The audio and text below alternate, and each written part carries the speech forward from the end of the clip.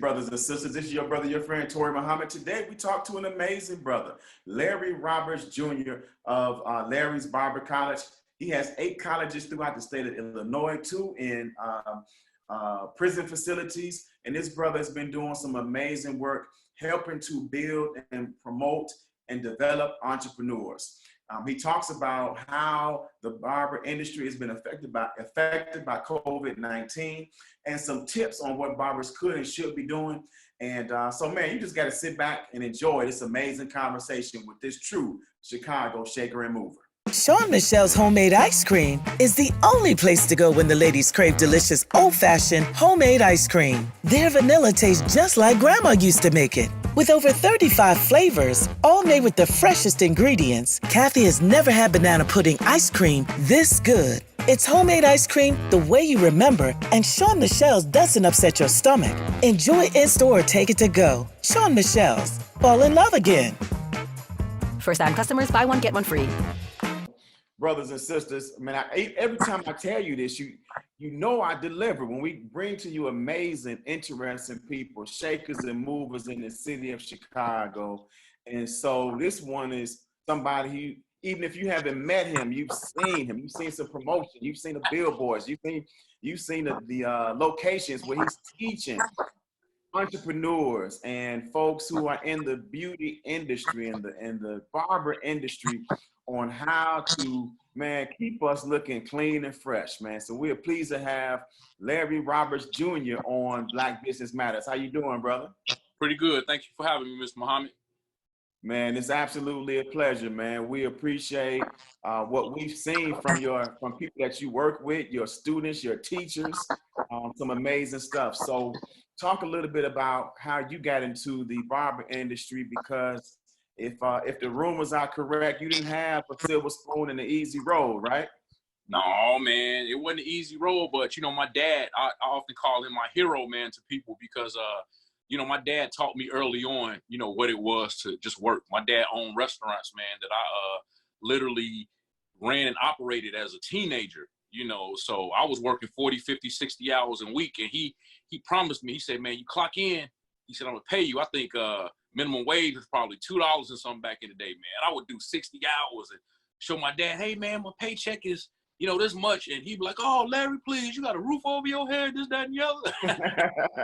what I didn't realize is that he was teaching me, you know, how to get up and be a man and go to work and just, you know, be responsible, you know. And so which it then, you know, bled off into me having my own business. So basically when they built the house out in the suburb, 13 years old, I didn't have anybody that looked like me to cut my hair, so I went to I went to Walgreens and got a pair of clippers, and I started cutting my own hair at 13. So I was like, this is really what I want to do. I was only charged $3 at the time. So then at 17, while I was senior in high school, I told my parents, I said, this is what I want to do. So I went to McCoy's Barber College. And then at 19 years old, I opened up my first barbershop, man. And this year actually makes 29 years that I've been in business straight, in, you know, flaws and all in the industry, man. So I'm pretty grateful to God for that. Man, that's amazing, brother. And of course, along the way, you decided not to just have a space to for barbers to come in, but you've been teaching. You set up colleges to help folks get into the business and the industry. What was the inspiration behind that? Well, you know, I think often, you know, and it's funny you asked me that question, because even now during this pandemic, you know, a lot of people in the industry, they don't know what to do. They're calling me, asking me, okay, what do we do? How do we do this? How do we do that? And, you know, my demeanor, you know, in a joking way, I say, oh, so now y'all want to listen to me. Now you want to hear what I got to say. Because I feel like we were doctored. I don't know if you know what the red, white, and blue barber pole stand for, but the red is for blood, blue is for veins, the white is for bandages, the ball on the bottom is called a bassin.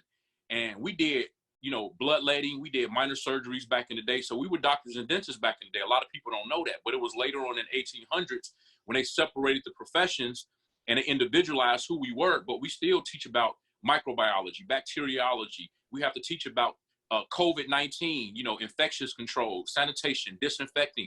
These are things that we teach, but from a business aspect, a lot of people in the industry weren't prepared. So because of the ethics that I got and the upbringing that I got, you know, I took it and expound on it. And I felt like, man, you know, barber and beauty school should because I think our postures are everything up inside the shop, right? So you can be the best barber in the world, but if your posture don't align with professionalism, or, you know, being able to serve, you know, whether it be the minister, whether it be a pastor, a bishop, a politician, a mother, a daughter, a father, a senior, a grandmother, if you there's not a balance to serve everybody, then you're doing yourself a disservice. So part of what Larry's Barber College do is that I have a 501c3 as well, and I'll talk about that more later as far as what I'm doing as far as that's concerned. But I have a 501c3 where, you know, we do mentoring, we do life skills, we do mental health, substance abuse, and I'm just a firm believer that we can't allow our gift to take us to a place that our character can't handle. So you have a lot of people in barber and beauty school who, you know, they're going and they're gifted, but their characters can't handle their gift, meaning that, you know, they're always late. They don't come to work when they're supposed to. And this is a $300 billion industry. You can make six figures. I've been cutting hair for 33 years. You can make six figures just cutting hair, but a lot of people don't know how to maximize on that. So opening up a school basically is so I can teach people, you know, don't focus so much on being the best barber in school. I want you to focus on succeeding so that you can be a tax-paying citizen, so you can make sure that your character can add up, amount to your gift, making sure that you're setting yourself up. So which brings us to this time that we're in now. You know, I've had barbers call me and say, hey man, can I file unemployment? If you ain't ever paid nothing into anything, how you go file unemployment? Because you can't get nothing back if you ain't ever paid anything into it. And then set up your 401k. So I'm taking the opportunity to teach people about how to start your corporations, even if you're a one-man corporation. Start your corporation up, you know, put money in your corporate account, let that pay you, have paychecks or Paylocity or QuickBooks, however you choose to do it. Take your deductions out, your taxes, your federal, your state, your Social Security, 401k, insurance. Get a life insurance policy. You can pay $30, $40 a month for one, maybe even less than that, you know? So I'm just using the opportunity that I feel like God brought for us to reset, hard reset, maximize, and go to the next level. So I opened up a school because of the fact that I really wanted to teach truly and bring the professionalism and educate people in our industry. I wanted to bring professionalism back to the industry because we are economy proof, man, no matter what happens. And I think that when we get back to it, our clients are going to appreciate us just that much more. So God has blessed me actually to be licensed in over 22 states with my master license. And I own 8 barber schools and beauty schools, you know, some beauty school, but 8 barber schools, 3 being inside the, you know, penal institution. So. Man, that's absolutely phenomenal, brother. So you've been shaking and moving for a while. And so now with this pandemic, of course, you're helping the barbers and the beauticians who ask these questions. What should a consumer know now? What are some things that you should say a consumer should look for when we get back to some sense of going back into the barbershop regular? What should we be looking for to make sure that the barber is being professional and clean? So what's funny is that, you know, the powers that be, right? They're only speaking based off of how they perceive things. They're speaking based off of, you know, what they think they know, and, you know, God bless them, that's fine. But for us, it's just a matter of going back to the basics. You're telling us stuff that we should have been doing anyway. Let's just go for something as simple as washing our hands. Our parents taught us to wash our hands where they should have when we was kids, before dinner, after you get to use the bathroom, cover your mouth when you cough, all of these things. So my thing is that I don't want to make light of anything that's going on, but it's just driven us to go back to the basics, period. Like they's like, you know, well, you know, your barber will wear a mask, and your stylist, and then your client will wear a mask. Okay, but how you gonna get your face shaved with a mask on? How you gonna get your mustache lined and your beard lined with a mask on? So let's be realistic about what needs to happen. You know, if you don't have COVID-19 and I don't have COVID-19, and we're in the same room with one another, can't nobody catch COVID-19, period, you know? So barbers, go back to what you know. Stylists, go back to what you know. You're always supposed to clean and disinfect your implements, tools, and equipment. You're always supposed to have a wet sanitizer to drop your stuff in your barbicide jar.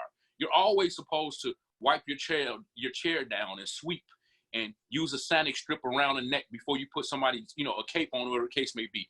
So, you know, do what you know, you do what you was taught in school. But I think it's going to separate the boys from the men and the girls from the women, because now you have a lot of people who weren't properly educated in this industry, who haven't went to school. They don't know, they are not theoretically sound. So now they will either have to get with it and I think that it's going to bring more pressure to those who don't have license in the shops who are illegitimate, because now it's like people are going to be looking for, hey man, you ain't got your stuff together. I can't be your client. You don't never clean your stuff. Your shop is nasty. Your shop is dirty, you know? And then they, you know, well, they can wear gloves. Okay, well, then come on, let's be realistic. If I got 30 clients, you want me to change my gloves 30 times? Come on, be serious. I was at Dunkin' Donuts earlier today getting me a hot tea before I went to work out this morning. And I seen a young lady, she had her plastic gloves on. She had her mask on, but she took her plastic gloves and was adjusting her mask with her plastic gloves. And then she was ringing up my stuff with her plastic gloves. She took my debit card with her plastic gloves. She handed me my food with her plastic gloves. Come on. It's almost like, do you want us to put on a facade just to tell people, oh yeah, man, they got on the mask and got on gloves? Or do you want to properly educate and make people knowledgeable of what's really going on? The fact of the matter is COVID-19 been around since the mid-1960s, really the beginning of time, but then people made recognition of it the mid-1960s. So it's not anything new. It's just a different strain of the virus and of the flu, and have the same type of symptoms or whatever the case may be. And we just have to educate ourselves more on it. So I know I'm talking a lot, man, but I'm very passionate. And I love what I do, you know, and I want to make sure I educate the people, you know? Man, I love it, man. This is what we need. We need this kind of information so people can, you know, it can relieve some of the anxiety and then know what to be aware of and to look for. Right. And you know, you said something that reminds me something of, I've heard physicians say. They said, all right, well, AIDS been around, right? So everything that we should be doing for COVID-19, we should have already been doing, because you could get any kind of issue with blood transfusion or, you know, different, you know, type of virus or disease by sneezing or coughing. AIDS can be quite, you know, they have to learn about that. You know, I mean, AIDS is taught, HIV and AIDS is taught in sanitation for infections control, and herpes and malaria and hepatitis. All of these things are taught because it can be contracted inside of the shops. So for people who are higher up who don't know that it's that much in depth, and see, that's what I tell people in the industry. It's like, we don't want people to belittle us. We don't want to make people feel like, man, that's not no real job. Why do people feel like that? Because of your posture inside of these barbershops and these beauty salons. Watch the music you playing. That music is illegitimate, that you playing about how big somebody mama booty is. I'm sorry. That's not good inside of that atmosphere, because you're servicing, you know, a lot of demographics of people. Don't have 3 or 4 cats standing out in front of your shop with hoodies on, making people afraid to come in there, especially a woman. Like, man, I'm not going in there. Or for a man who don't want no problems, like, man, do what they got going on inside of there. And then you say this is what you do, but you don't look like nothing what you say you do. You never have a haircut. You never got a shave. You wearing dreadlocks. They not properly maintained. Your nails are dirty. Your shoes are dirty. They not clean. You know, your hands smell like chili cheese fries when you lining my mustache. What are we running here? There's no uniformity. You cursing every other word. So you setting yourself up to basically, it's a paycheck to paycheck type situation. And I think now is the time where, hey, you know what? Let me go back to the drawing board. Let me do my vision board. Let me figure out my 3 years, 5 years, 7 years, 10 years, and where I want to be at. And let me do something different that I never did before. The people, even if you would have been a one-man corporation, guess what? You still would have been able to go on record applying for the Chicago Resilience Fund or, you know, paycheck protection. You could have applied for the same things that big corporations apply for. But because you weren't proactive and you weren't prepared and you waited for, it's almost like getting insurance after you had an accident. Mm-hmm. we pay insurance for 15, 20, 25 years. And as soon as something happens, you know, we file a claim and they want to kick us out or raise our premium. But the fact of the matter is that you need to have insurance for the assurance. So now hopefully people will set their insurance up for the assurance where prayerfully a pandemic doesn't happen again. But when you get ready to retire and when you get ready to say, man, I want to take a vacation, I want to take a break, you know, instead of having to pay $3,000, $4,000, $5,000, $6,000 at the end of the year for your taxes, hey, they was already taken out. I'm getting a refund. I got a 401k set up. I got Social Security coming so I can retire at, you know, 66 years old or whatever that looks like. It's just time for people to get it together, man. And I think that God has given us an opportunity in some weird type of way to say, you know what, man, y'all need to get y'all act together, period. And also, you know, to get somebody else out of office, but I won't say no names. Yes, sir, man. I love it. I appreciate your perspective. And you giving life skill principles. You're giving some principles for, of course, your industry. But these principles you're talking about is sound for every industry that's out there, it sounds like. Obviously, restaurants, same principles, right? You know, follow what you have been taught about cleanliness. Absolutely. Be professional. So what are some tips just in general that you have for these businesses out here that can help them survive this challenge, these challenging times that they're in? What I would say for business to survive the challenging times that we're in, I would say, you know, use the opportunity to like, because honestly, it's unfortunate, but for our ethnicity, it's so much more difficult for us to get business loans, credit lines. You know, I was just telling my staff, like, you know, banks kind of set us up to fail. It's like if you go to the bank and you need $100,000, you know, either they'll say no, or they'll be like, okay, we'll give you $3,000, $4,000, $5,000 and go on about your way, you know. And some of us, we go, okay, well, I'll take that 5,000, but we still 95,000 short. So we just really dug ourselves deeper, and then we go into these businesses prematurely, and we can't really handle it because we don't have that 6-month or that 12-month rainy day money put up and all of that kind of stuff. So I would say for businesses that may be, you know, struggling or whatever the case may be, I would say use this opportunity because it has kind of been set up where we have some perks because of what's going on, you know. And with those perks, use this opportunity. It's like for the paycheck protection, you know, they give you money that you don't even have to pay back if you use it and allocate it the right way, you know. And so many things like that. And I would say, you know, use the opportunity for the businesses that are closed, restaurants, and even businesses that are closed, you know, for lack of a better word, air out your space. Air out your space. Clean up your house. So that way, you know, and that's what I'm doing with my staff. It's like, okay, man, you know what? We was doing stuff right here, but now it's time to maximize. Y'all done threw me a lemon. So, man, let me make some lemonade out that lemon, period.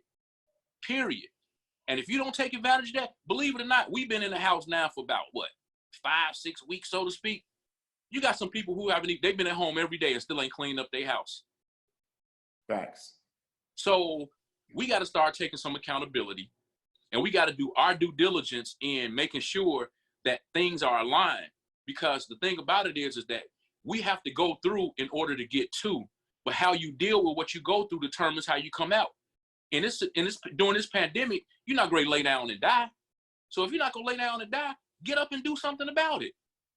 Get up and do something about it. Do something different that you've never done before in order to get to the next level. So that's what I would suggest, because it's only so many things that you can do as far as, you know, I mean, if you was already in a bad situation, like I tell these barbers, for y'all to make so much money, and we only been down for 4-5 weeks or however long that's been, how are you broke?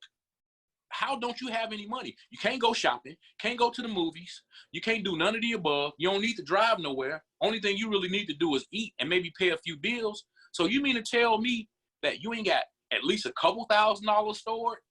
Only thing I've been spending money on is food. I had gas in my car for like maybe 3 or 4 weeks when it started happening. Cause it wasn't nowhere to go. We can't even go to church. And you can fill it up. You can fill it up for $20 right now too. $1.89 a gallon. You know what I'm saying? So that's pretty much where I am with it, man. And prayerfully, you know, people take heed. I've been really trying to teach the business aspect of it. You know, business. Handle your business. Even if you are one person with a corporation, get incorporated. Handle your business. Get you a tax number. Put yourself in a different tax. I got my stimulus check back. I did. I wasn't even expecting it. And guess what I did with it? I just put it in my savings account because it was unexpected. And I feel like I've saved more money now than I've done in a long time. I mean, that's just me being honest because I ain't got nothing to spend no money on. So, yeah. Man, that's beautiful, man. I appreciate you, man. Now after this conversation with you, I see why you got 8 barber colleges and you all over the city helping people to become fantastic entrepreneurs. So we want to, man, wish you continued success. One last question. Is there a business book that you appreciate that, you know, has helped, you know, you along the way in business? Well, you know what? I actually, I like The Purpose-Driven Life. That's kind of one of my, and I've actually written a book myself, but The Purpose-Driven Life is actually very inspirational to and for me. You know, it's I try and pour something positive into my spirit like every morning. Like I'm that guy who, you know, when I wake up in the morning, of course you thank God for another day, but I don't do nothing until I at least read me a few scriptures, you know, because man, it's like we spend so much time on social media and we can do everything else, man. But you know, I believe in honoring God and showing thanks and giving thanks to God, man, for just merely waking up, having activities of my limbs, you know. And then I try and read a few scriptures, man, and I want to make sure God understands and knows that where he's taking me, you know, he can totally trust me, man. Like I wrote a book called Suicide Is Not the Answer. And people are like, man, you wrote a book called Suicide Is, yeah, because there was a point in my life where I didn't feel like I was meshing with God. For some reason, I thought that like God had this ill will against me. Like, man, God just hated my guts. But what I didn't understand is that, you know, I had to go through, but it didn't feel good when I was going through at the time because I thought everything was supposed to be okay. Because, you know, coming up in church is like, man, you know, don't drink, don't smoke, don't do this, don't do that. And you know, live your life like this and everything could be A-okay. But I felt like, man, the drug dealer's doing better than me. The gangbanger's doing better than me. Everybody that's up to no good is doing better than me. But what I didn't realize, and that's why relationship, you know, people get caught up into religion. Like you know, I'm sure you're a Muslim by faith, right? So basically, like I've had the opportunity with Mr. Munir Muhammad when he was alive. I had the opportunity to meet the minister, and you know, the minister knew me, and you know, he was very fond of me, and I took pictures with him, and amazing man. And a lot of people, like, you know, I got a couple of people who work with me, man. Like religion, that's out the window. That's out the window because relationship is where it is. If the minister is telling me, you know what I'm saying, hey man, get up, take care of your family, you know, be a good man, love one to another, he not telling me nothing wrong. And that's why people misconstrue stuff. Even if Buddhism, if they told me that, he ain't telling me nothing wrong. But certain stuff, you got to eat the fish and you got to spit out the bones. You know what I'm saying? So basically at the end of the day, it's kind of one of them things, man, where, you know, I feel like God like had this thing with me, and I want to understand with building relationship that, you know, if I had given you at 25 what at 46 I'm showing you and I'm giving you a glimpse of now, you might not have been disciplined and structured enough to handle it. But I didn't get that. I didn't understand that God was setting me up to succeed, not to be rich at 25 and then lose it all and then be 46 trying to get it all back because I didn't know what to do with it at the time. You know what I'm saying? So, I mean, I talk about so many different things, my life in the book, but A Purpose-Driven Life is definitely an inspirational book for me. It causes me, you know, my mom and my dad is my hero, man. My mom and my dad, you know, I think they raised me, you know, very well, and I pretty much took heed. And then when I became an adult, you know, there were certain things that I needed to be accountable for, and I had to make decisions on my own. You know, people often hear me say, you know, I ain't never drank. I ain't never smoked. I ain't never did none of that stuff, man. But I did, I had my issues, with the ladies, so to speak. But, I mean, I thought that was, you supposed to have those issues, but come to find out, hey, they could be just as bad as being an alcoholic or being a drug addict or, so on and so forth, man. So I just really grew and I matured in those areas, man. So I really believe that, like, I'm ready now. I'm ready to receive all that God has for me. I try and pour into people, man, as much as I possibly can, because, like in the jails, I made history by putting the first barber school inside of Cook County Jail. I've been there for 10 years now. People think, oh man, I know you're getting paid a lot of money. I do it for free. And when I walk out of there, man, sometimes, like, I'm almost literally in tears, because it's like everybody think that everybody's locked up in jail are bad people. That's not the truth. You got people who messed up, some as youth, or they messed up one time. They get this X on their back. They get out to say, man, you know what? I'm going to get me a job so I can take care of my family. But guess what? That legitimate job say, no, man, you got a background. We can't hire you. You better go sell water on the street or sell some Krispy Kreme donuts or something like that. When on the flip side of it, this man just saying, give me a chance to make an honest living. I made a mistake and I messed up. So that's why, man, I go and I want to try and, head them off so that way when they get out, they got something to come to. So. Man, that's phenomenal, man. We appreciate what you're doing. Encourage you to keep doing it. And, man, anytime we can help and get the word out about something, man, we are here for you. Can I say just one more last thing? So what I'm trying to do is I'm trying to raise money for the barbershops and beauty shops, who are closing and who can't survive. And basically, through my non-for-profit, it's a 501c3. So if people want to make donations, I have a team that will take applications, after the money has been raised. So that way we can kind of go through and one of the first priorities will be, they got to get incorporated, in order to run their businesses correctly. But then we will help them to pay their rent. So that way they won't go out of business during this pandemic. So if people want to donate, they can donate to Data Foundation, Inc. So Cash App, $ Data Foundation, Inc. And with that, people can give donations. Like I said, that one is a 501c3, so they can get a write-off. It's not for me, but it's for our industry as a whole.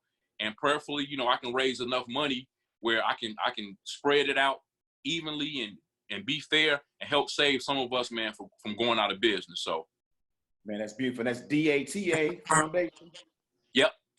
Data okay. Foundation, Inc. Cash App. I just wanted to make it easy so they won't have to go to the site and put their credit card number, stuff like that in. So they pretty much can Cash App that, and that's strictly for that. And if they need, receipts or file, if they need a letter for a tax write-off, whatever that may be, it's not a problem for them to get that information. Okay, beautiful, man. Definitely, we want to put that out there.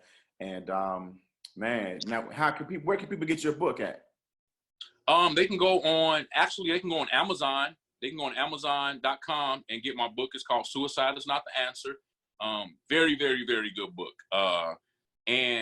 But I'm on social media. I'm on Instagram, Facebook, LinkedIn, Snapchat, TikTok. I'm loving TikTok right now. People sick of me in these TikToks, but too bad. I don't have time on my hands. Yes, sir. What's the handle? Is your name? Yep, my name, Larry Roberts Jr. They can look me up on that. They can look me up on the Larry's Barber Colleges. Definitely that. Okay. All right, brother, man. We appreciate your time.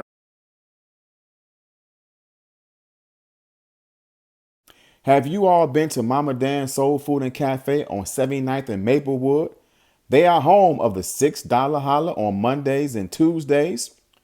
And on Wednesdays and Thursdays, they have turkey and dressing. On Fridays and Saturdays, they have fish and jumbo shrimp. And Sundays, they have beef short ribs. We had a chance to sit down with Mama Dan recently and hear some of her secrets for success. Mama Dan, it's a pleasure to be here with you. It's so exciting to be with someone who has made great food for 28 years. What has been the key to success for you? Treat people right, cook food people right, and talk to people right. That's the main thing of being My name is Sharon May, and I love Dan's Soul Food. It's food like we cook at home. The dressing is like what we cook at home. The turkey is like what we cook. Black-eyed peas is like what you cook at home. And the collard greens, cabbage. I had the fish. I had that was what I had left. I done ate. And I got chicken wings to take home. I got peach cobbler to take home. The peach cobbler is off the chain. And then the sweet potato pie is off the chain. It's very good. It's like sweet potatoes I cook at home. Make some good sweet potato pie. So if y'all want some good food, y'all come here.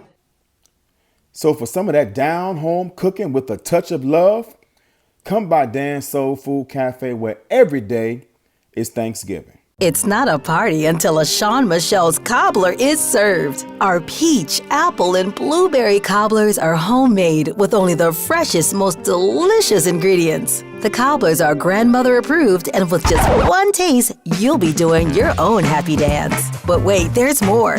Pair it with our homemade ice cream for the perfect a la mode. Call Sean Michelle's to order yours today. Sean Michelle's Homemade Cobblers.